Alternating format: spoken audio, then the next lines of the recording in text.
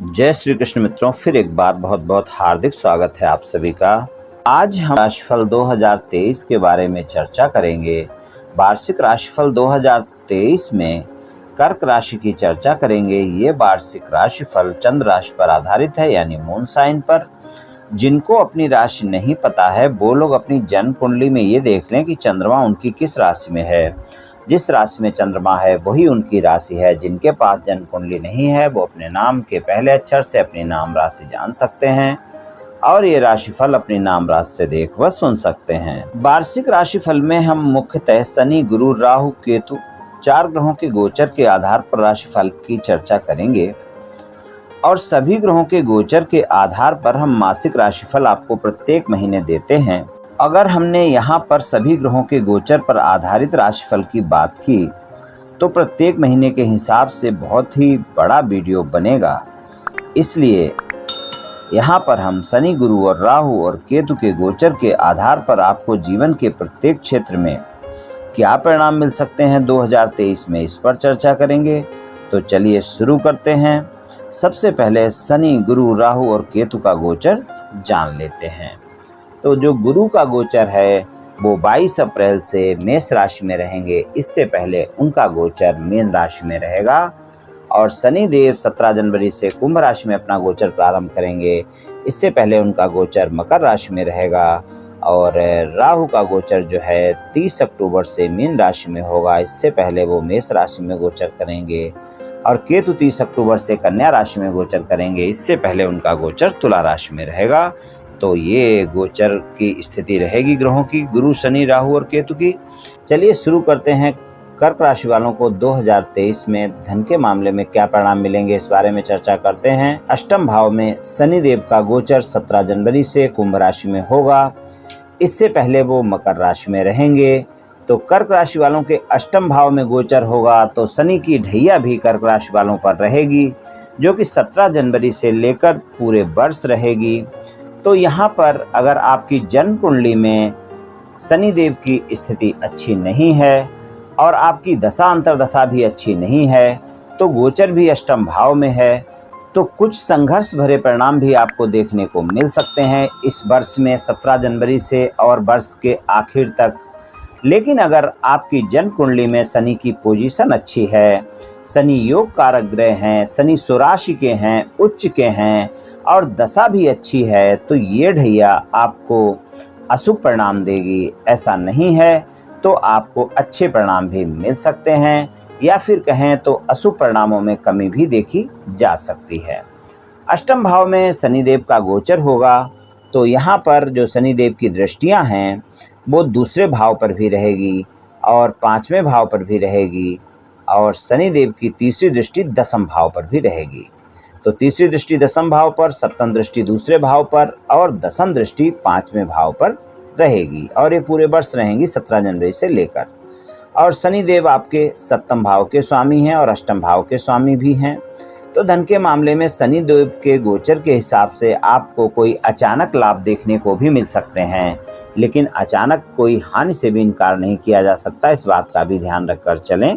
लेकिन आपको अचानक लाभ भी मिल सकता है, जीवन साथी के परिवार की तरफ से भी कोई लाभ आपको देखने को मिल सकता है। तो यहाँ पर अचानक आपको यानी ससुराल पक्ष के लोगों से भी कोई लाभ देखने को मिल सकता है इस समय पर। और ये है कि थोड़ा बहुत आपके जीवन में संघर्ष भी देखने को मिल सकता है, इसमें भी कोई संदेह नहीं है। वो आपकी जन्म कुंडली में शनिदेव की स्थिति पर निर्भर करता है। गुरु की गोचर भी देखते हैं तो गुरु का गोचर 22 अप्रैल से पहले मीन राशि में रहेगा। जब मीन राशि में रहेगा तो प्रथम भाव पर दृष्टि रहेगी, तीसरे भाव पर रहेगी, पंचम भाव पर रहेगी, तो भाग्य का साथ इस समय आपको मिलेगा। और राहु का जो गोचर है वो 30 अक्टूबर से मीन राशि में होगा और इससे पहले वो मेष राशि में रहेंगे यानी कि दशम भाव में रहेंगे और केतु तुला राशि में रहेंगे 30 अक्टूबर से पहले और 30 अक्टूबर के बाद 2 महीने के लिए कन्या राशि में आएंगे, जो कि आपका चौथा और तीसरा भाव है। तो यहाँ पर अगर हम देखें तो धन के मामले में आपको सामान्य परिणाम ही मिलते हुए दिख रहे हैं 2023 में कर्क राशि वालों को। शनिदेव की दृष्टि बराबर बनी रहेगी, जो कि सप्तम और अष्टम भाव के स्वामी हैं। तो जीवन साथी से या ससुराल पक्ष के लोगों से आपको लाभ कोई न कोई देखने को मिल सकता है, लेकिन यहाँ पर हानि से भी इनकार नहीं किया जा सकता है। शनिदेव अष्टम भाव में हैं और अगर पोजीशन अच्छी नहीं है तो आपको कुछ न कुछ संघर्ष भी देखने को मिल सकता है। तो यहाँ पर देखें तो धन और आय के मामले में आपको सामान्य परिणाम मिलेंगे। पारिवारिक जीवन की बात करें तो पारिवारिक जीवन में शनिदेव की दृष्टि दूसरे भाव पर 17 जनवरी से पूरे वर्ष बनी रहेगी और चौथे भाव में केतु का गोचर रहेगा और उसके बाद तीसरे भाव में हो जाएगा 2 महीने के लिए साल के अंतिम में, और राहु का दसम भाव में गोचर रहेगा। और 22 अप्रैल से गुरु की दृष्टि भी दूसरे भाव पर और चौथे भाव पर और छठे भाव पर रहेगी। और 22 अप्रैल से पहले गुरुदेव की जो दृष्टि है वो प्रथम भाव, तीसरे भाव और पंचम भाव पर रहेगी। तो पारिवारिक जीवन के मामले में कर्क राशि वालों को पूरे वर्ष उठापटक देखने को मिलेगी, यानी पारिवारिक जीवन में संघर्ष देखने को मिल सकता है, क्योंकि शनिदेव की दृष्टि 17 जनवरी से बनी रहेगी। वो सप्तम और अष्टम भाव के स्वामी हैं, तो आपको वाणी पर भी संयम रखकर चलना है। परिवार के सदस्यों से कोई भी वाद विवाद ना हो, इस बात का ध्यान रखकर चलना है। परिवार के सदस्यों से तालमेल बनाकर रखना है। माता से खासकर कोई वाद विवाद ना हो, इस बात का विशेष ध्यान रखना है 30 अक्टूबर तक। और 30 अक्टूबर तक माता और पिता से किसी से भी कोई गलतफहमियां ना पालें, उन पर कोई शंका ना करें। माता पिता के स्वास्थ्य का भी ध्यान रखें। और अंतिम 2 महीने हैं, वहाँ पर छोटे भाई बहनों के साथ भी संबंध आपको अच्छे रखने होंगे, वरना वहाँ पर भी वाद विवाद देखने को मिल सकता है। तो पारिवारिक सदस्यों को लेकर आपको तालमेल बनाकर चलना है। पारिवारिक जीवन में कोई भी मतभेद ना हो, इस बात का ध्यान रखना है, गलतफहमियां ना हो। और परिवार के किसी सदस्य के स्वास्थ्य को लेकर कोई न कोई समस्या अगर देखने को मिले तो वहां पर कोई कोताही बिल्कुल ना बरतें, डॉक्टर से परामर्श लें, इस बात का विशेष ध्यान रखकर चलें। और आपको अपने स्वास्थ्य का भी थोड़ा सा ध्यान रखकर अवश्य ही चलना होगा। हालांकि छठे भाव पर 22 अप्रैल से गुरु का दृष्टि हो जाएगी, जो कि छठे भाव के स्वामी भी हैं, तो स्वास्थ्य को लेकर कोई ज़्यादा समस्याएं देखने को नहीं मिलेंगी। लेकिन 22 अप्रैल तक आपको अपने स्वास्थ्य का ध्यान रखकर चलने की आवश्यकता है। और 22 अप्रैल के बाद जो पूरे वर्ष का समय है, वहाँ पर आपको स्वास्थ्य के मामले में भी सामान्य परिणाम देखने को मिलेंगे। स्वास्थ्य के मामले में भी ज़्यादा कोई दिक्कत वाली बात नहीं है, लेकिन फिर भी स्वास्थ्य में कोताही बिल्कुल ना बरतें, इस बात का ध्यान रखकर चलें, क्योंकि स्वास्थ्य के मामले में किसी भी बात को कभी भी हल्के में नहीं लेना चाहिए, वरना स्वास्थ्य फिर आगे चलकर परेशानी कर सकता है। बाकी कोई बड़ी समस्या नहीं दिख रही है स्वास्थ्य के मामले में। स्वस्थ दिनचर्या अपनाएं, योग प्राणायाम करें, तनाव से बचें, इसी बात का ध्यान रखकर चलें तो अच्छा रहेगा। व्यापार और नौकरी के लिए शनिदेव की दृष्टि तीसरी जो है दसम भाव पर बनी रहेगी और 17 जनवरी से पूरे वर्ष बनी रहेगी। और राहु का गोचर भी आपके दसम भाव में 30 अक्टूबर तक बना रहेगा। 30 अक्टूबर को वो राशि परिवर्तन करेंगे जब वो नवम भाव में आएंगे। तो नौकरी के लिए कोई दिक्कत वाली बात नहीं है, लेकिन आप अपने बॉस से संबंध अच्छे रखें, वहाँ पर गलतफहमियां ना पालें। और बॉस के साथ अगर आप संबंध अच्छे बनाकर रखेंगे तो आपको अच्छे परिणाम देखने को मिलेंगे, क्योंकि राहु का गोचर भी दसम भाव में रहेगा। 30 अक्टूबर तक ज़्यादा बेहतर परिणाम नौकरी में आपको देखने को मिलेंगे और आपकी नौकरी में कोई न कोई पदोन्नति या वेतन वृद्धि भी आपको 30 अक्टूबर तक देखने को मिल सकती है। यानी कि 30 अक्टूबर तक आपको नौकरी में लाभ देखने को मिल सकता है। चाहे आप प्राइवेट जॉब करते हों या फिर गवर्नमेंट जॉब करते हों, यहाँ पर आपको लाभ देखने को मिल सकता है। आपके जीवन साथी से भी अगर वो व्यापार, कारोबार या नौकरी करते हैं तो आपको लाभ देखने को मिल सकता है। तो नौकरी के लिए आपके लिए अच्छा समय है। 30 अक्टूबर तक का समय ज़्यादा बेहतर है और अंतिम 2 महीनों में थोड़ा सा सामान्य परिणाम मिलते हुए दिखाई दे रहे हैं। और व्यापार कारोबार की बात करें तो वहाँ पर भी आपको अच्छे परिणाम देखने को मिलेंगे। वहाँ पर भी कोई दिक्कत वाली बात नहीं है, वहाँ पर भी परिणाम अच्छे रहेंगे। गुरु 22 अप्रैल तक वो आपके नवम भाव में गोचर करेंगे और वहाँ से प्रथम भाव पर दृष्टि रहेगी, तीसरे भाव पर रहेगी और पंचम भाव पर रहेगी। और 22 अप्रैल से दूसरे भाव, चौथे भाव, छठे भाव पर दृष्टि रहेगी। तो 22 अप्रैल से लेकर साल के अंत तक भी नौकरी वालों के लिए तो बेहतर परिणाम ही देखने को मिलेंगे। तो नौकरी वालों के लिए अगर देखें तो 22 अप्रैल से और साल के अंत तक का समय भी काफ़ी बेहतर रहेगा। अंतिम जो 2 महीने हैं वहाँ पर थोड़ा सा संघर्ष देखने को मिलेगा, लेकिन बहुत ज़्यादा कोई संघर्ष वाली स्थिति नहीं है। नौकरी के लिए पूरा वर्ष आपके लिए अच्छा है और 22 अप्रैल से साल के अंत तक का समय ज़्यादा अच्छा है। व्यापार कारोबार के लिए भी आपको अच्छे परिणाम देखने को मिलेंगे। 30 अक्टूबर तक काफ़ी अच्छे परिणाम देखने को मिलेंगे, व्यापार अच्छा रहेगा आपका। और व्यापार में सफलता भी मिलेगी। साल के अंतिम 2 महीनों में थोड़ा सा आपको संघर्ष देखने को मिल सकता है।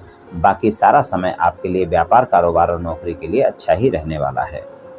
शिक्षा के मामले में कर्क राशि वालों को 2023 में अच्छे परिणाम देखने को मिलेंगे, क्योंकि 22 अप्रैल से पहले गुरुदेव की दृष्टि पंचम भाव पर बनी हुई है और उसके बाद भी उनकी दृष्टि चौथे भाव पर रहेगी, दूसरे भाव पर भी रहेगी और छठे भाव पर भी रहेगी। तो अगर आप कोई कंपटीशन एग्जाम वगैरह की तैयारी कर रहे हैं तो 22 अप्रैल से और आपके साल के अंत तक का ऐसा समय है जब वहाँ पर अगर आप अच्छे से मेहनत करते हैं तो आपको सफलता मिल सकती है, क्योंकि पंचम भाव पर जो शनिदेव हैं उनकी दृष्टि 17 जनवरी से पूरे वर्ष बनी रहेगी, दशम दृष्टि।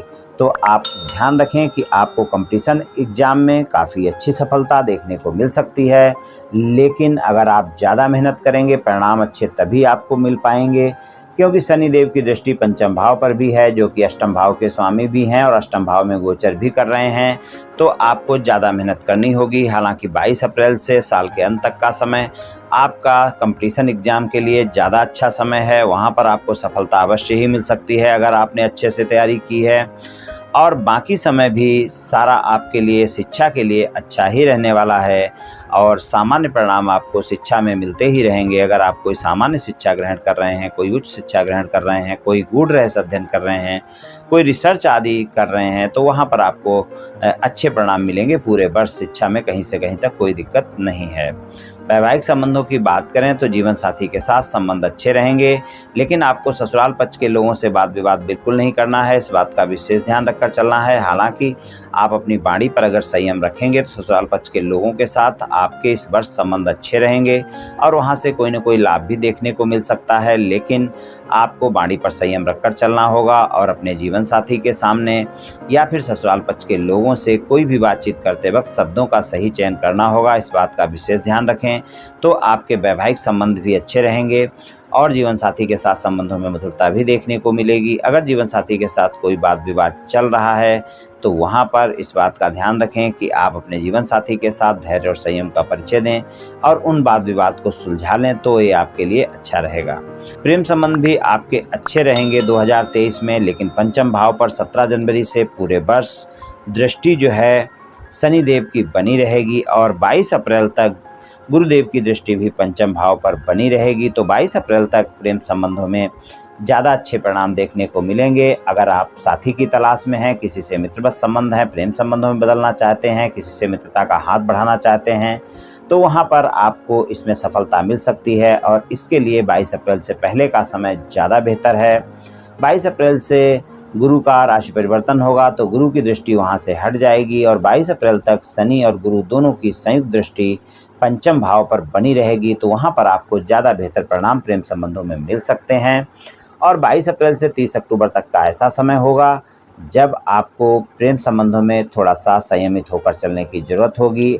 आपके प्रेमी प्रेमिका के साथ आपके परिवार को लेकर या आपके साथी के परिवार को लेकर कोई भी टीका टिप्पणी करने से बचें।